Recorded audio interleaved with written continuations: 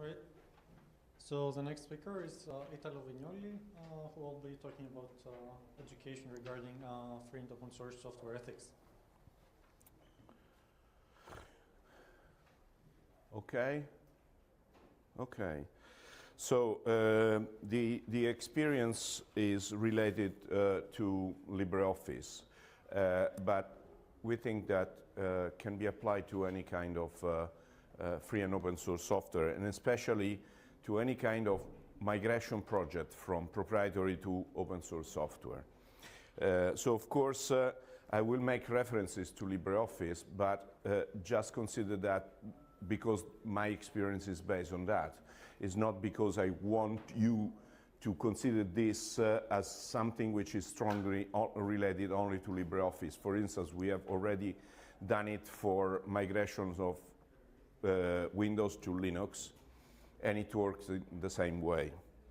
So when people think about deploying free software on the desktop, usually the first program that they don't see the browser as a problem.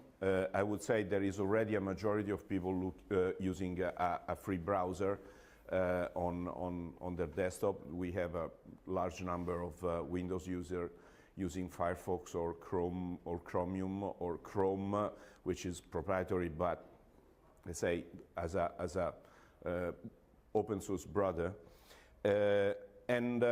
They see the major challenge when they move from the proprietary Office suite to the free Office suite. That is where they have more problems, because you have to deal with documents and you have to deal with habits that are strongly connected to your work habits.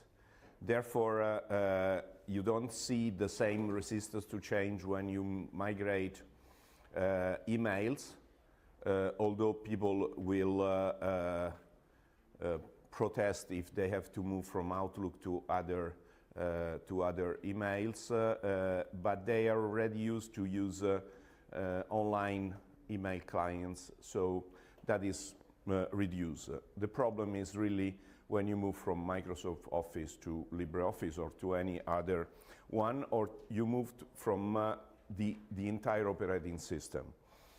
And there are questions that are asked which do not look like good question for anyone that is involved in open source, but they look natural for everyone that doesn't understand open source. So we, being a member of the LibreOffice community, and doing a lot of trainings, especially in public administration, we found ourselves facing the resistance to change. And when you go deeply into this, you realize that there are studies about perception and psychology. The Mrs. Kubler-Ross was a Swiss psychologist that studied the resistance to change, and actually the first study was about the death of a relative, but then she realized that the pattern that our mind develops is very similar for any kind of change. Of course, the death of a relative is a sudden change, but it looks like if you take away Microsoft Office and install LibreOffice to someone, it's like you kill a relative to many person. So we get this kind of question, you know, if it's free, it can be good. The second one, if it's free and good, there must be a trick somewhere. Remember that I'm Italian, so in Italy, people would say, ha ha, it's free and good, aha, there is some trick somewhere. How the hell you can develop a good free software? If it's free, developer can be professional, of course. If you can look into the code, what about security? A free software is creating issues to Microsoft and therefore to the software industry, because Microsoft is the software industry. We have enough money to buy Microsoft licenses, so why we should migrate to a they see only the free as not money side of and the format is standard, but it's also incompatible. Okay, so how do you, and these are coming, I can tell you, if they're not coming directly, they are in the eyes and in the mind of the people that you are talking to. So after starting doing some project and seeing that the resistance to change was not changing, we decided to, as we say, in Italy we say prendere il toro per le corna, which means you take the bull from the horns. So we changed the paradigm and we took the bull from the horns. And so we have a training protocol for LibreOffice. So we added introduction to free software and introduction to LibreOffice as a free software before starting any kind of feature competence. And in Italy there is one of the largest migrations from Microsoft Office to LibreOffice is the Ministry of Defense. They're migrating 100,000 people, so which is quite big. Of course, we are not training all the 100,000 people, but we have trained the trainers. And the Italian Association, the members of the Italian Association, all certified by TDF, have trained the trainers. And when we presented the syllabus was 36 hours, and the first 4 hours were Italo Vignoli will explain about free software. And so the general called me and said, okay, why we have to listen to you? Can we get rid of the 4 hours? And I said, these are a prerequisite for the next 32. So if you don't want to do the first 4 hours, we are not going to train anyone. Is that okay as a deal? He said, no, it's not okay. So I, in front of 60 people, all Microsoft Gold certified trainers, you enter the room and you see the eyes that are at question mark shape. They look at you and say, okay, so 4 hours in front of that boring old guy, and I don't know what he will tell us so interesting. And I started to say, first, LibreOffice is not developed by a company, but by a foundation, not for profit. So this is the first difference. You should consider that we don't pay developers. Developers are paid indirectly or directly by users of the software, through donations, through paying people to solve, to develop feature, pay people to solve bugs, pay people to do deployment on thousands of desktops and so on and so forth. So this is the first difference. We are not a company. We are a foundation. So first problem, there is not a phone number you can call to blame about anything. It's a foundation. We have a phone number, of course, because the law tells us to have a phone number. There is an answering machine that says if you have a problem with the software, do not leave a message, because no one will call back. Of course, if you want to talk to someone at TDF, leave your coordinates, we will call back. But if it is because of the software, no way. And second thing, we have 5 basic principles. The first one, copyleft license. So if you do something for the software, you have to contribute it back to the community. It means you cannot do anything, even if you cannot have a specific feature which is just for you, the military. If we are happy to develop the feature, you can ask us, just wait a couple of months before the feature has been tested, debugged in a way that is solid. But after those 2-3 months, the feature will be in every version of LibreOffice for everyone. And they say, but then what's in there for me? It's in there that you are using features developed by the French government, developed by the Taiwanese government, developed by companies that are paying the feature. So if you want to get the feature that are paid by others, you have to do exactly the same with the others. So you pay the feature will be something for everyone. We don't have a contributor agreement because we want to keep the barrier to entry very low. LibreOffice is a 7.5 million lines of code beast. That, by the way, at this point I usually say, you think that it was developed as a clone of Microsoft Office. So if it is a clone of Microsoft Office, it would be the first example in history of a clone that was born 1 year before the clone, because Marco Müller, who is the original developer, developed that 1 year before Microsoft started working at Microsoft Word for DOS 1.0. So it's not a clone. It was developed by a student in northern Germany who was a brilliant geek and was considering all the solutions at the moment not as good as the one that he would develop for his own needs. So he was a real geek. He started developing a word processor to write his thesis for the high school in Germany. And this is history. So they say, oh, so it's not a clone. How the hell why you develop? Because this is a human need. Producing documents is a human need. So the guy understood at the time that when he did the software was so good that in Germany, they got up to almost 40% of the market until Microsoft decided to halve the prices of their products. So they started to have problems because of competitive pressure in a single market that, of course, was not possible for a small company to stand.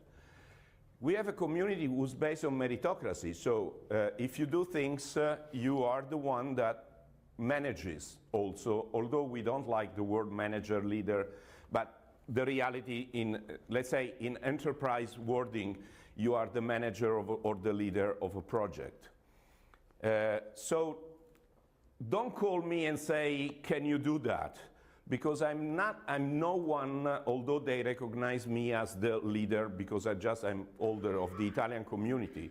But I have no words with developers because developers know, I know developers, so I don't call developers and say, can you do this and that? Because the developer will not listen to me. If they want, they do what I ask them. But if they understand that I am asking this because I have an interest, which is, you know, some company interest behind that, they will not accept. There is a community governance and we are vendor independent. We have a 30% voting barrier in our bodies. So no one can have more than 30% of the votes in the board of directors and in the membership committee. This because we don't want to go back to the years where Sun had a community council at OpenOffice, where there were 3 Sun employees and 3 community members, and the community manager who was basically a Sun employee, so all voting was 4 against 3, and that was a completely unfortunate situation. And in addition, this is what we do. So to develop LibreOffice is the last one. First, we want to promote free software, software user freedom, document freedom, open standards, and then at the end, because of the first 4, we develop LibreOffice. And we have a community that spans the world. So don't consider Italy, in the case of these guys, don't consider Italy as unique. You know, we are everywhere, which you might find is an advantage or a disadvantage, but especially if you consider that there is an Italian that is everywhere, but that's the situation. We have 3 main differences with proprietary software. That is closed innovation. So they say the smartest people work for us. We say the smartest people work with us. We protect our ideas. We share our ideas, which is exactly the opposite. And we leverage the few ideas because, of course, if you don't share the ideas, you have a few of them. And we leverage the many ideas that we have. Probably we don't use them all, but we share them because we know that only by sharing we have power, the power of the community. And then we do, of course, large organizations are worried about quality. So we do a lot of quality. And I explain the quality process. Of course, I'm not going into that, but you know, I show this kind of, we grow the unit test, and the guy that is coordinating this is a volunteer. So you cannot call Marcus Morad and say, Marcus, can you develop another 5 tests for 6.2?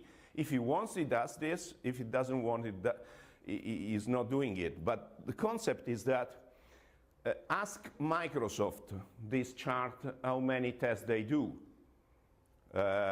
You won't get an answer because this is transparent. Of course, it's online. It's published. But if people look into your code, this is what we want, because more eyes are on the code, the lower chances that something bad happens to the code. And in fact, we use, and then, of course, we do this, but we also leverage services that are provided for free to free software. So we use Coverity Scan. Every week we do a scan of, with Coverity. There are a huge number of false positives, but there is also a number of real problems that every week are introduced in our code. Luckily, the number is so low that our Coverity Scan score is 0.00 has been 0.00 for the last 6 years. So we have now, at the current situation, we have 3 open problem, real ones, of over 7.5 million of lines of code, which is almost nothing. And of course, we use Google Floss. When Google made this available, we started using it. And then we look at interoperability. So we have a definition by the EU, which is a good one. We respect it. Our file format is better because it's really a standard one. And then they said, so which format we should use? I said, you should use ODF, but don't take my word for granted. Make a test. Take 2 groups of people, and for 6 months, because 6 months are nothing in terms of timing for 100,000 people, for 6 months, do a test. So after 2 months, they sent us a document, we are going to standardize on ODF. And I said, but it wasn't supposed to be 6 months. And I said, okay, if the next 4 months are like the first 2, the decision would be even stronger. But the first 2, the problem is one problem with ODF documents and over 2,000 with the Microsoft formats. So it's not really, you know, it's not a decision, it's a no-brainer. You exchange documents, you know, we have discovered that you can exchange software, documents without any issue. It's a new situation for us. And then, of course, we told them, and please understand that if you become a good citizen of the community, you help us to grow the ecosystem. So you, just by telling to others that you are using LibreOffice, you educate enterprise about professional support. We have developed a certification program. Do you want your trainers to be certified? We are happy. Of course, they have to show that they respect our prerequisites. And then we provide professional support. I think that given the numbers, you might be interested in getting professional support. And after, you know, at first they said, okay, why we should spend money? That's free software. But then after 6 months they said, okay, you were talking about professional support. What does it mean? I said, I'm not selling anything, so I just give you names of people that can provide the professional support. So now they are using the LTS version of a company that belongs to the ecosystem. And I told them, it's probably useless that you use the LTS for 100,000 people. Make an assessment. See how many people are doing real strategic job. And for those people, get the LTS. For the others, the vanilla version is okay.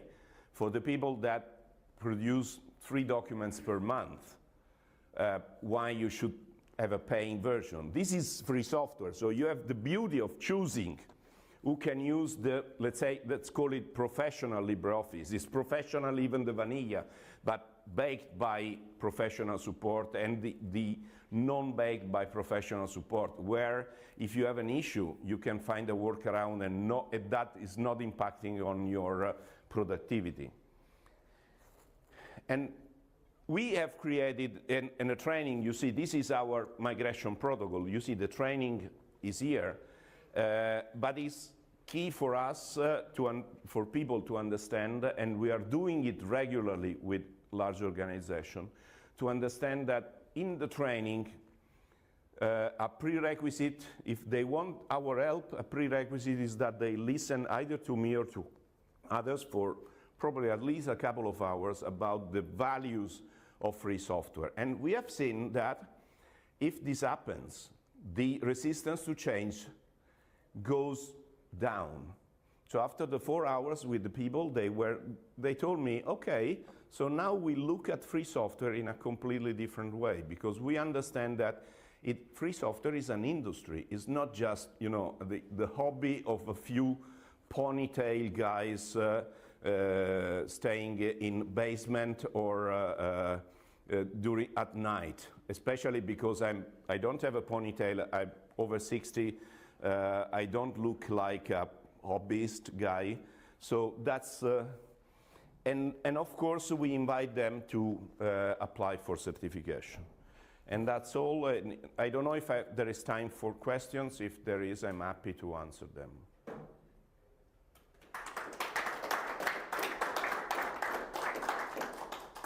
For a couple of questions, I think.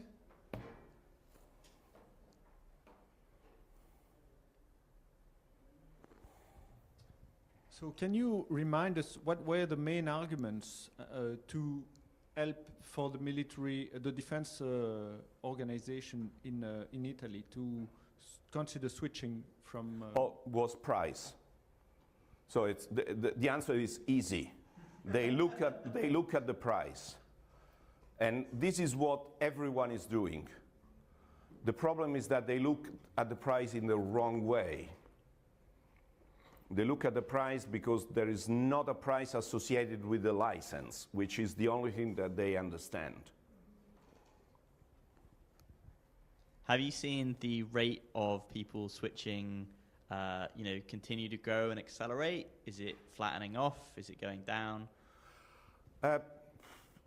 I would say it really depends on how much the local community is active and pushing. So where the local community